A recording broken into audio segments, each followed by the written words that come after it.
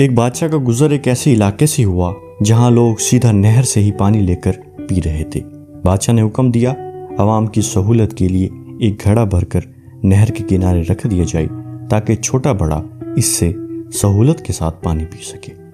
بادشاہ کا یہ کہنا تھا، آگے بڑھ گیا، شاہی حکم پر ایک گھڑا خرید کر اس کو نہر کے کنارے رکھا جانے لگا تو ایک اہلکار نے مشورہ دیا، یہ گھڑا عوامی دولت سے خریدا اور شاہی حکم پر یہاں نصب کیا جا رہا ہے، ضروری ہے کہ اس کی حفاظت کا بندوبست کیا جائے اور ایک سنتری کو چوکیداری کے لیے مقرر کیا جائے۔ سنتری کی تعیناتی کے حکم ملنے پر یہ بات سامنے آئی کہ گھڑا بھرنے کے لیے ماشی کا ہونا بھی ضروری ہے اور ہفتے کے 7 دن صرف ایک ماشی یا ایک سنتری کو نہیں پابند کیا جا سکتا، بہتر ہوگا 7 سنتری اور 7 ماشی ملازم رکھ دیے جائیں تاکہ باری باری کے ساتھ بلا تعطیل یہ کام چلتا رہے۔ اور اہلکار نے رائے دی، نہر سے گھڑا بھرا ہوا اٹھا کر لانا نہ تو ماشی کا کام ہے نہ ہی سنتری، اس محنت طلب کام کے لیے 7 مزدور اور رکھ دینے چاہیے جو باری باری روزانہ بھرے ہوئے گھڑے کو احتیاط سے لا کر اٹھا کر اچھے طریقے سے ڈھکنا لگا کر بند کر کے رکھیں۔ اور ایک دور اندیش مصائب نے مشورہ دیا، اتنے لوگوں کو رکھ کر کام منظم طریقے سے چلانے کے لیے ان اہلکاروں کا حساب اور تنخواہوں کا نظام چلانے کے لیے منشی محاسب رکھنے والا ضروری ہے، اکاؤنٹنٹ کا ادارہ بنایا ہوگا، اکاؤنٹنٹ متعین کرنا ان کے لیے بہت ضروری ہے۔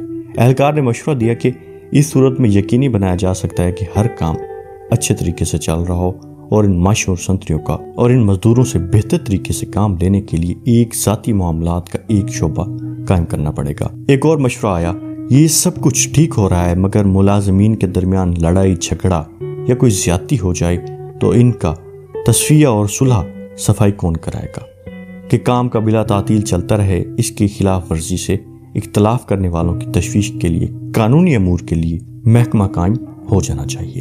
اس سارے محکموں کی انشاء کے بعد ایک صاحب کا یہ مشورہ آیا کہ سارے انتظام پر کوئی ہیڈ بھی مقرر ہو جانا چاہیے، ایک ڈائریکٹر بھی تعینات کر دیا جائے۔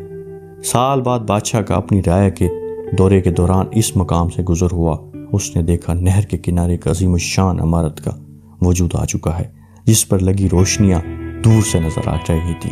عمارت کا دبلا آنکھوں کو خیرہ کرتا عمارتوں کی پیشانی پر نمایاں انداز میں وزارت انتظامیہ امور برائے گھڑا کا بورڈ لگا ہوا۔ بادشاہ اپنے مصائب کے ساتھ اندر داخل ہوا، ایک الگ ہی جہاں پایا۔ عمارت میں کئی کمرے، میٹنگ روم، دفاتر تھے۔ ایک بڑے سے دفتر میں آرام دہ کرسی، ایک پروقار معزز شخص بیٹھا تھا جس کے سامنے تختی پر اس کے القابات ڈائریکٹر جنرل برائے معاملات سرکاری گھڑا لکھا ہوا تھا۔